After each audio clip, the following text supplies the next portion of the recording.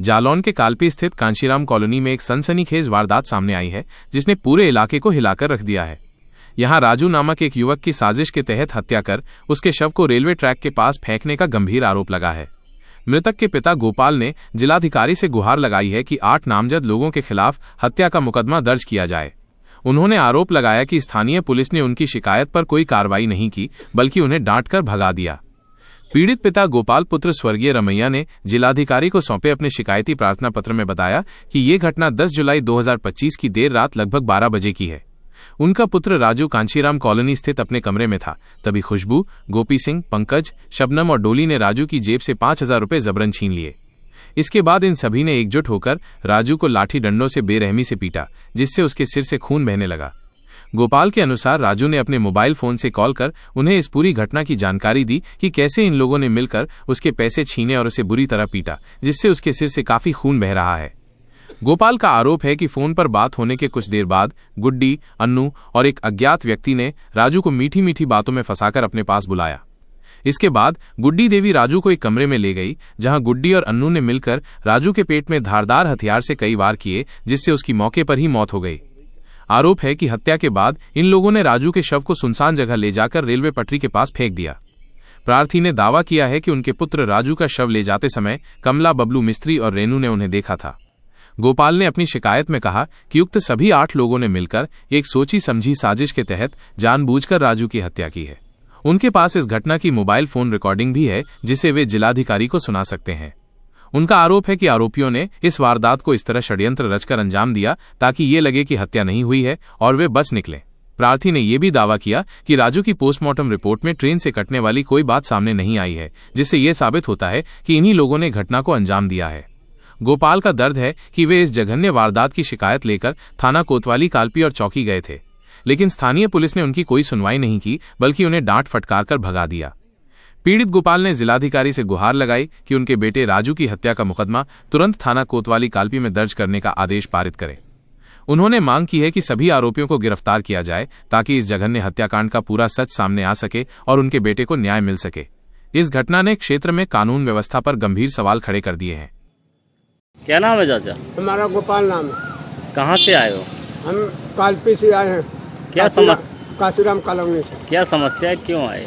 समस्या हमारा लड़का घर में था कांशीराम कॉलोनी में। हाँ। इनने जो कुछ किया हो, मारपीट है, तो पंकज सनप मेवालाल, डोली पत्नी पंकज और गोपी सिंह और बाप का नाम पप्पू सिंह और सनम और पति पत्नी पंकज सिंह, ये 4-5 लोगों ने पहले मारपीट करी है।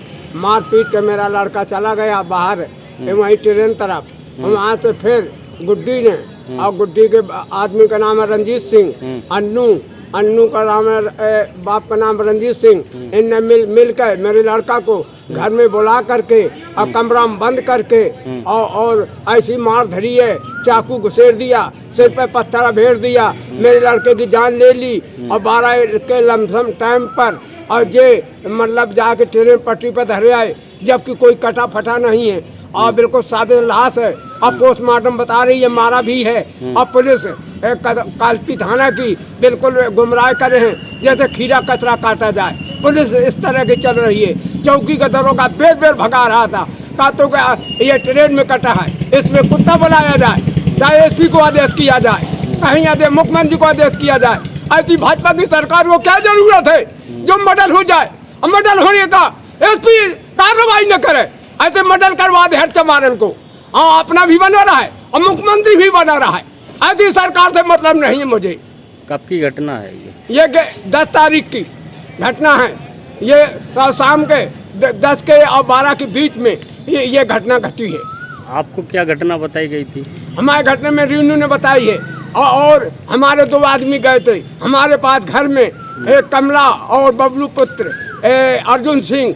इनको मेरे पूछने कहते घर कि तुमको इलाहाबाद चलना है, तो हमसे पंकज ने और गुड्डी ने बता दिया है कि तुम्हारे गोपाल और राजू बाहर हैं, यहाँ नहीं है। उस समय उनने बाडी लेते समय देखा था कि ये बाडी किसकी लिए जा रहे। इनने गुमराह कर दिया था कि यहाँ पे कुछ नहीं है, ये ऐसी जा रही है बाडी। एक तबीयत खराब थी, मर गया। ये पंकज ने, गुड्डी ने जवाब दिया है। मेरे 2 गवाह थे जो गए थे मेरे पास।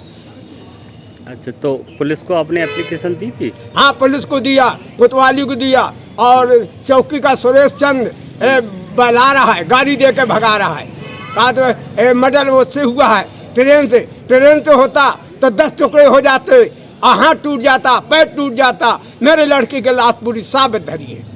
क्या चाहते हैं अब आप? मैं रिपोर्ट चाहता हूँ। मुझे कहते हैं 2 लाख रुपया ले लो, रुपया मुझसे 2 लाख और ले ले, अगर मैं रिपोर्ट चाहता हूँ। मैं अकेला रह गया, मेरे अनाथ हूँ, अब कोई बचने वाला नहीं। मेरी 70 साल की उम्र है, जबकि पुलिस मेरे साथ में गुमराह कर रही है, मुझे रुपया का लोभ दिखा रही है। अच्छा, एप्लीकेशन दे दी तो क्या कहा अधिकारियों ने? डीएम साहब ने कहा है 2 दिन के अंदर तुम्हारी रिपोर्ट लिखी जाएगी।